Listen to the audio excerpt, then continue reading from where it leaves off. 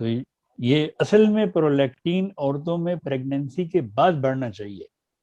پرولیکٹین اصل میں دودھ ہوتا ہے، جسم دودھ پیدا کرتا ہے. پریگننسی کے بعد اس کو ہائی ہونا چاہیے. اگر یہ پریگننسی سے پہلے ہائی ہو جائے تو وہ پھر پریگننٹ نہیں ہوتی. کئی یہ کنواری لڑکیوں میں بھی یہ پرولیکٹین ہائی ہوتا ہے. میں نے خود کئی بچیاں دیکھی ہیں کہ ان کے پرولیکٹین ہائی ہوتے ہیں.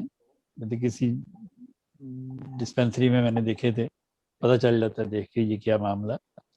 تو اس لیے کنواری لڑکیوں میں بھی یہ پرولیکٹین ہائی ہو جاتا ہے، شادی شدہ میں بھی ہو جاتا ہے. اس لیے ماؤں کو اس بات کا خیال رکھنا چاہیے کہ ان کی بچیاں، ان کو چیک کروانا چاہیے کہ ان کی بچیوں کو اگر ان کے پیریڈز خراب ہو رہے ہیں، جوان بچیوں کے، کنواری بچیوں کے اگر پیریڈز خراب ہو رہے ہیں تو ان کی ماؤں کو ضرور ٹیسٹ کروانا چاہیے کہ ان کا پرولیکٹین تو نہیں ہائی. تو یہ میری آجزانہ ریکویسٹ ہے سب ماؤں سے کہ ہمارا کام ہے کہ ہم کوشش کرتے ہیں آپ کو ایجوکیٹ کرنا، آپ کو بتانا، آپ کو انفارمیشن دینا.